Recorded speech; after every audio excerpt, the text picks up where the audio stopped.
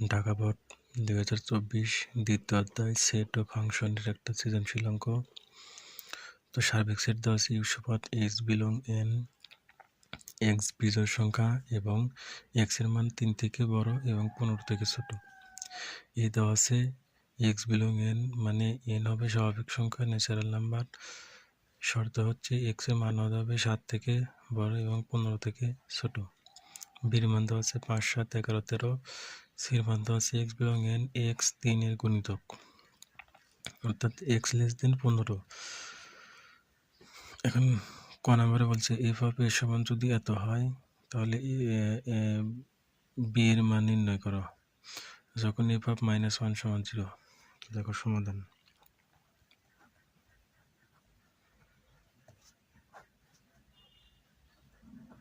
ক নম্বর দেওয়া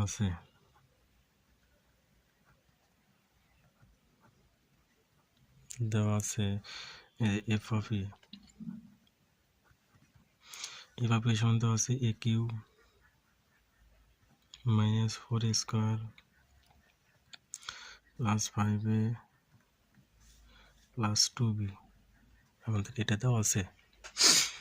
এখন দেখো এখান থেকে আবার এফ অফ এ, এই এফ অফ এর পরিবর্তে কি দেওয়া আছে, এফ অফ এফ অফ -1 এর মান ধরতে হবে। এই এর পরিবর্তে -1 ধরতে হবে।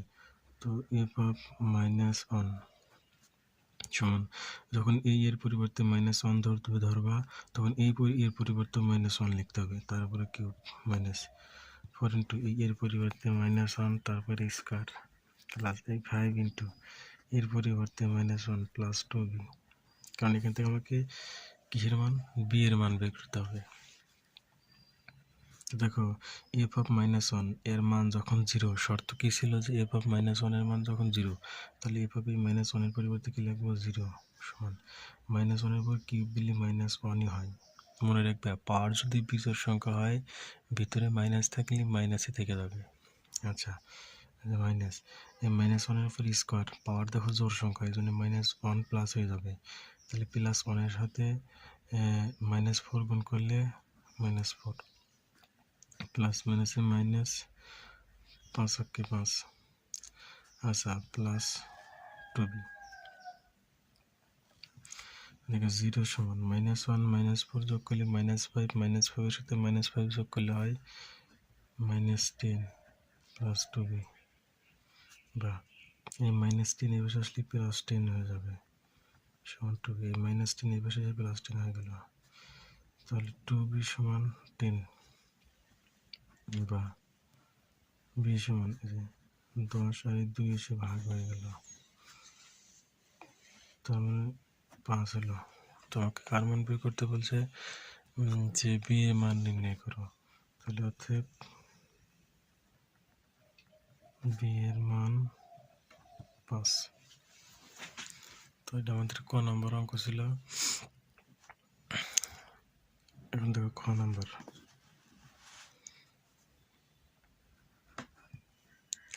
দেখো খ নম্বর অঙ্ক বলছে যে এর নাম হচ্ছে পূরক।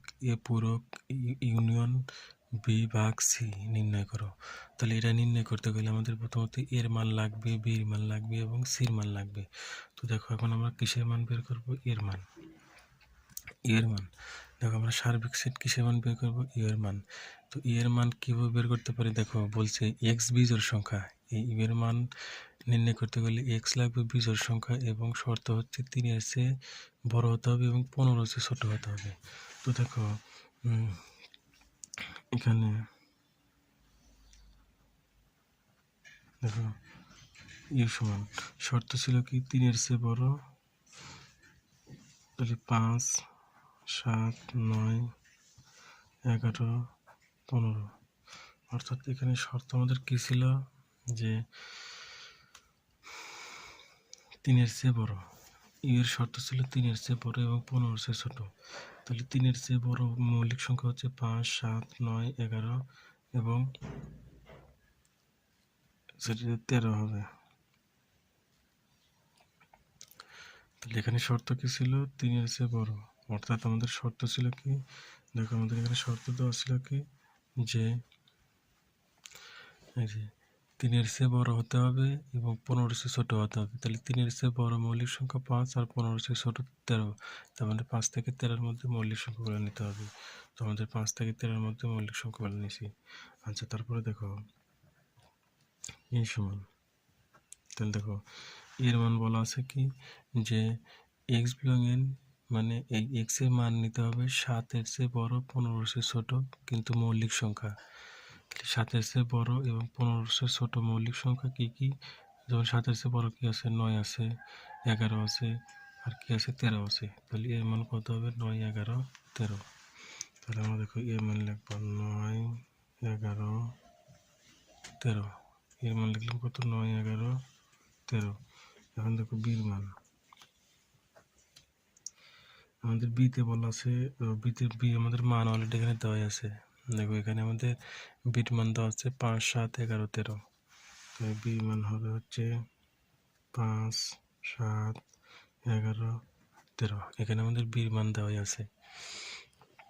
আচ্ছা, এখন সির মান বের করতে হবে। তো দেখো সির মানের শর্ত বলছে যে, সিরের শর্ত বলছে যে 3-এর গুণিতক হতে হবে এবং 15-এর চেয়ে ছোট হতে হবে।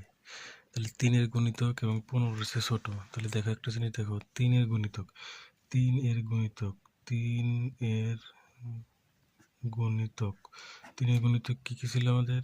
দেখো 3 হয়, 6 হয়, 9 হয়, 12 হয়, 15 হয়। একটা জিনিস খেয়াল করে দেখো, এটা আমাদের কি ছিল? 3-এর গুণিতক। 3-এর গুণিতক 3 অক্ষে 3, 3 দুগুণে 6, 3 তিরিক্ষে 9, 3 4 12, 3 5 15। কিন্তু আমাদের শর্ত ছিল কি? আমাদের শর্ত ছিল হচ্ছে এরকম, আমাদের শর্ত ছিল এরকম, এক্স এর মান হতে হবে 15-এর চেয়ে ছোট এবং কি সংখ্যা? মৌলিক সংখ্যা। দেখো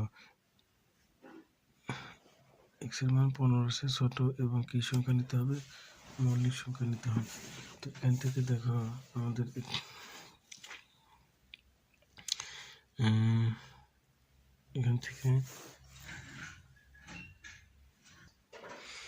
এখান থেকে দেখো 3 নেওয়া যাবে না, কারণ 3-এর চেয়ে কি নিতে হবে? 3 নেওয়া যাবে না, 3-এর থেকে বড় নিতে হবে।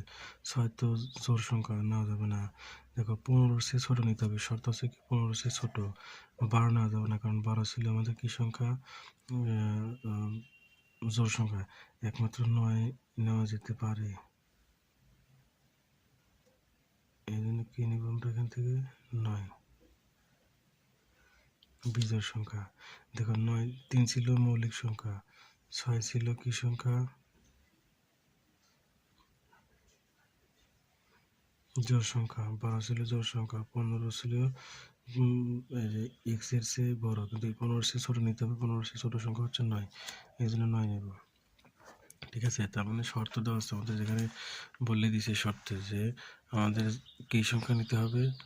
বিজোড় সংখ্যা নিতে হবে, মৌলিক সংখ্যা নেওয়া যাবে না। এক্স এর যে মানে নেওয়া আমাদের কি নিতে হবে? বিজোড় সংখ্যা। ঠিক আছে, মৌলিক সংখ্যা নেওয়া যাবে না, বিজোড় সংখ্যা নিতে হবে। তাহলে বিজোড় সংখ্যার মধ্যে কিন্তু মৌলিক সংখ্যাও থাকে। বিজোড় সংখ্যার ভিতরে কি থাকে? মৌলিক সংখ্যাও থাকে। তাহলে আমরা দেখো এই মানগুলো বের করছি। এখন খ নম্বরে কি বের করতে বলছে? এ পূরক ইউনিয়ন বি ছেদ সি। তাহলে প্রথমে আমাদের এ পূরকের মান বের করতে হবে। তো দেখো এখান থেকে আমাদের কি করতে হবে? এটার মান বের করতে হবে। এ ইউ বি সি, আমাকে এটার মান বের করতে হবে। তো দেখো আমাকে এইটার মান বের করতে গেলে প্রথমত আমাকে এ পূরকের মান লাগবে। তাহলে আমরা প্রথমে এ পূরকের মান বের করি। এ পূরকের মান বের করার সূত্র হচ্ছে ইউ মাইনাস এ। আমাদের এটা বের করার সূত্র কি? ইউ মাইনাস এ। তো দেখো ইউ এর মান আমরা কিন্তু পাইছিলাম, ইউ এর মান পাইছিলাম কত? 5, 7, 9, 11, 13। 5, 7, 9, 11, 13। 5, 7, 9, 11, 13। আচ্ছা, এর মান পাইছিলাম কত? 9, 11, 13। 9, 11, 13।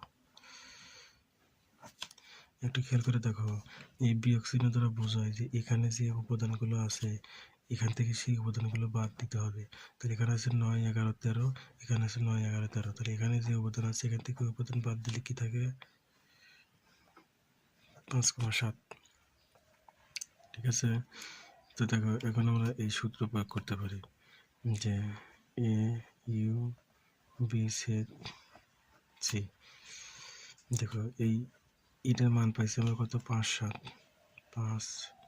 7 এটার মান পাইছি কত আমরা 5 7। দেখো ইউ এখান থেকে আবার দেখো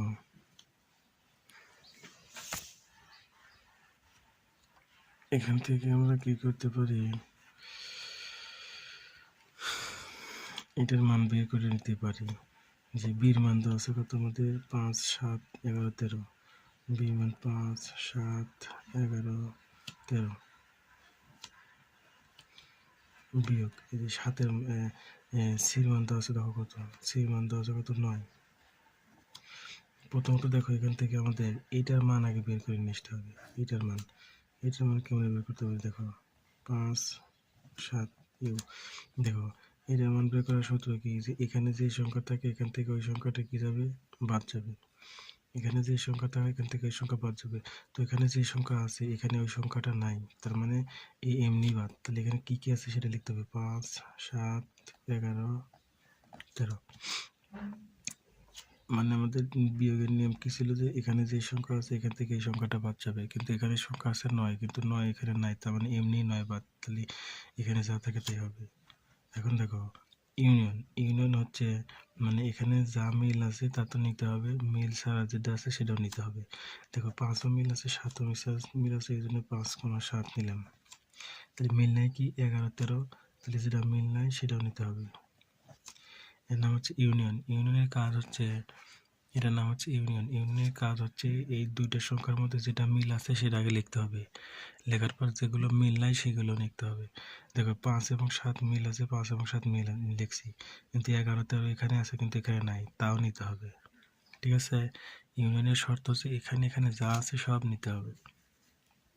তো এটা খ নাম্বার গেল। এখন দেখো ক নাম্বারে বলছে যে পি অফ বি নির্ণয় করো, দেখাও যে পি অফ বি এর উপাদান 2b3কে সমর্থন করে, যেখানে এন বি এর উপাদান সংখ্যা। তাহলে দেখো ক নাম্বার এখানে লিখি আমরা। তো দেখো এখান থেকে আমাদের ক নাম্বার অঙ্কে বলছে যে পি অফ বি নির্ণয় করতে হবে এবং দেখাতে হবে যে পি অফ বি এর উপাদান 2b3nকে সমর্থন করে, যেখানে এন বি এর উপাদান সংখ্যা। তো দেখো এখানে যেহেতু পি অফ বি নির্ণয় করতে হবে, তো পি অফ বি অর্থাৎ দেওয়া আছে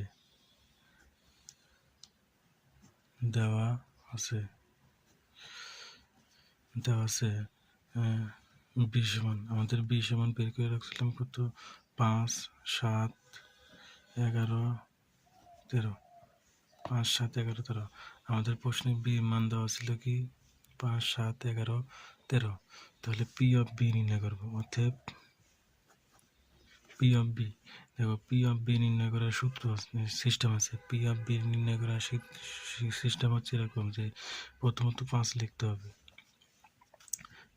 তারপরে 7 লিখতে হবে, তারপরে 11 লিখতে হবে, তারপরে 13 লিখতে হবে। তাহলে দেখো একবার 5 লিখতে হবে,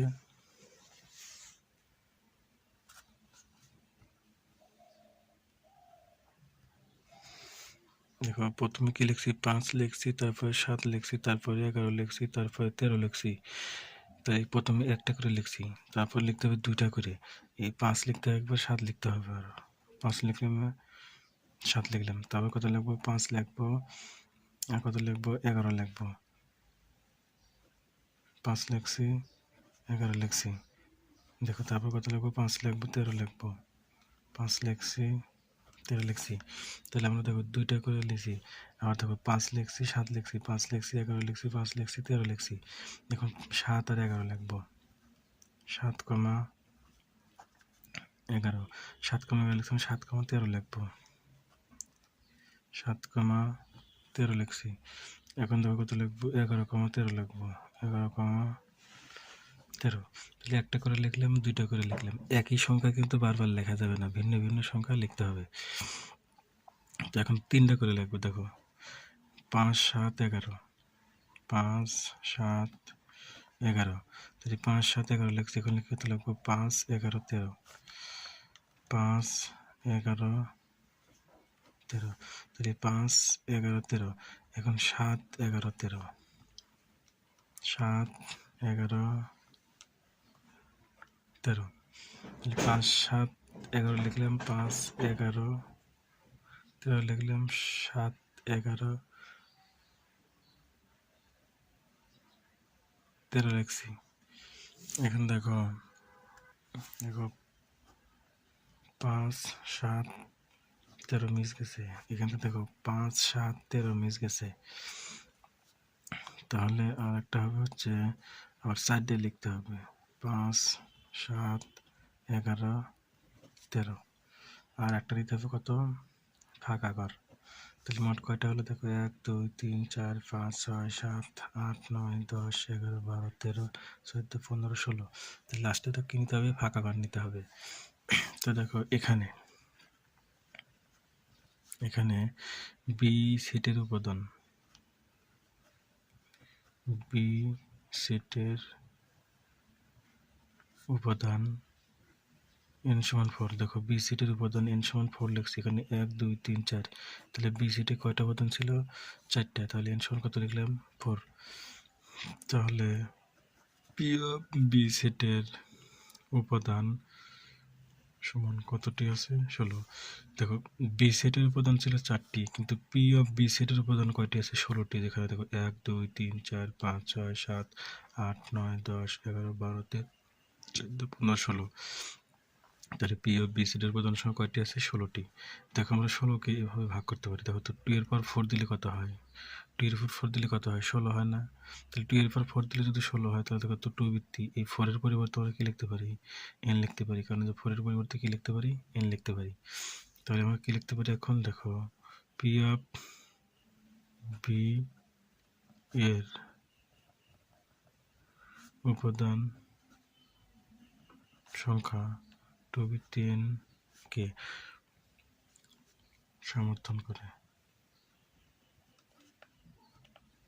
আমাকে প্রশ্নে বলে দিয়েছিল যে বি উপাদান সংখ্যা 2 বৃত্তি n কে সমর্থন করে, তো আমরা দেখলাম যে আসলে কি করে, 2 বৃত্তি n কে সমর্থন করে। আমি এই অংশটুকু আর একবার বলে দিচ্ছি, দেখো আমি এই অংশটুকু আর একবার বলে দিচ্ছি।